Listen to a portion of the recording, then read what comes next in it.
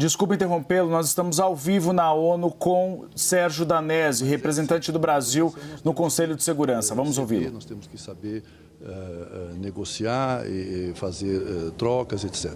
Nós tínhamos uma boa resolução com esse apoio, um apoio, inclusive, unânime dos 10 membros eleitos. Eu acho que essa é uma mensagem muito importante que os membros eleitos estão passando, como eles são capazes de chegar a um consenso em torno de um produto de boa qualidade, né, como era a resolução. Nós tivemos também o apoio de 2 membros permanentes, um ocidental, a França, e a China, e isso é muito expressivo também para nós, de forma que nós consideramos que o trabalho avançou o que era possível. Nós vamos ver agora. Lamentamos que não tenha sido possível ter uma resolução. Era muito importante que o Conselho de Segurança se manifestasse, com uma resolução, com um produto, porque ele tem se manifestado na maneira como ele se manifesta, com vozes que são diferenciadas, dissonantes, muitas vezes, contraditórias ou contrárias, inclusive, mas os membros têm se manifestado. O Conselho é que ainda não conseguiu produzir ter um produto, mas nós vamos continuar trabalhando. Nós vamos voltar imediatamente a fazer consultas com os membros que estejam dispostos a retomar esse trabalho e ver se nós conseguimos algum resultado prático proximamente. Muitos membros fizeram menção a missões que estão ocorrendo agora, a iniciativas que estão ocorrendo agora na região, com a visita de mandatários de alguns países. O próprio secretário-geral está se dirigindo à região, então é possível que isso traga alguns elementos novos e nós vamos tentar trabalhar também sobre esses elementos. Mas agora a nossa tarefa é conversar com Brasília, ter as instruções de Brasília e nós vamos procurar prosseguir com esse trabalho de consultas e ver como nós podemos proceder. O que você acha da explicação americana para vetar a resolução? É a explicação que se esperava, é a explicação que alguns outros membros deram também, de uma forma ou de outra, colocando algumas ressalvas, mas, enfim, cada país tem o direito de justificar o seu voto e terá a sua política, terá a sua estratégia para lidar com essa questão. E eu acho que não cabe maior comentário. Agora, embaixador, só mais uma questão.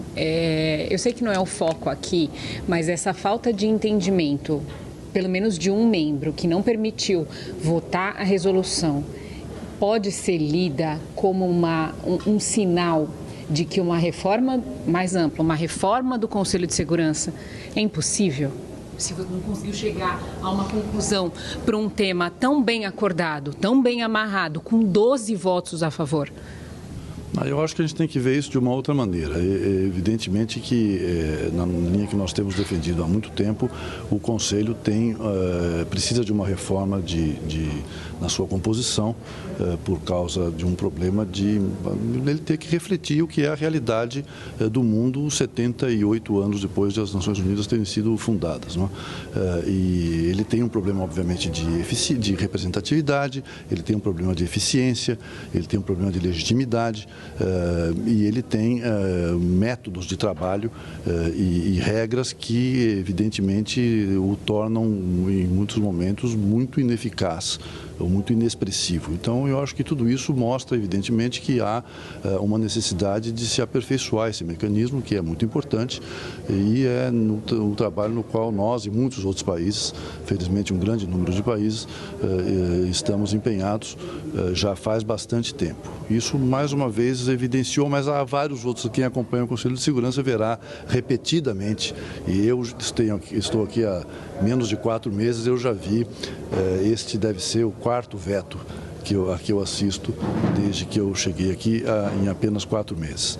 Então, eu acho que eu preciso ter certeza se são 4 ou 3. Agora eu estou um pouco cansado, como vocês podem imaginar, mas de qualquer maneira é algo que ocorre com certa frequência no Conselho. Então, o veto é justamente isso. Ele tem isso, ele mata a maioria, mesmo que haja uma maioria, ele mata a maioria, né? E isso é algo que para nós é bastante complicado. Mas de qualquer maneira, o que eu queria dizer é que nós estamos satisfeitos com o trabalho que nós realizamos e insatisfeitos com que ele não pôde ser concluído com a aprovação da resolução. E eu queria deixar aqui um agradecimento enorme para a minha equipe, que trabalhou incansavelmente todos esses dias, noites sem dormir, falando com todo mundo, recebendo todo mundo, procurando acomodar tudo que fosse possível acomodar. É uma equipe extremamente profissional que deve nos dar imenso orgulho. Eu queria fazer duas perguntas rápidas. Uma, o senhor mencionou algumas possibilidades para o futuro, se seriam novas resoluções ou comunicados, se já tem alguma coisa em mente. E a segunda, o que esse veto de hoje representa para a população em Gaza, para a população dos dois lados? Nós vamos conversar com os demais membros para saber que tipo de ação se pode tomar. Há vários produtos diferentes que o Conselho pode elaborar.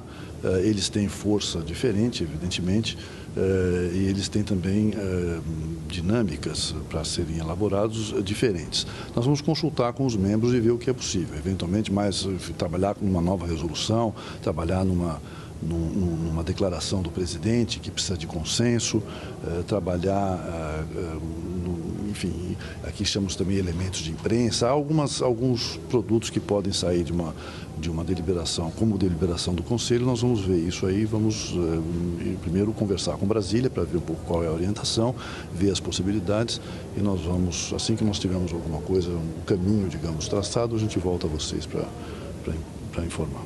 E o que é esse veto? Eu acho que o veto representa que o Conselho não está conseguindo cumprir o seu papel, que é preservar a paz e garantir a segurança onde quer que elas estejam ameaçadas. Então, a mensagem é um pouco essa.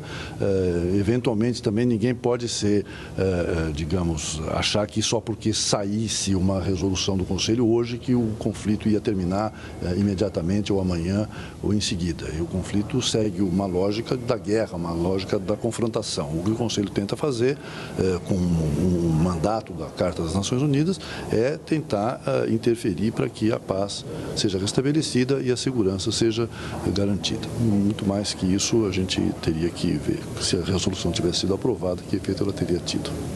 Obrigada. Obrigada, embaixador.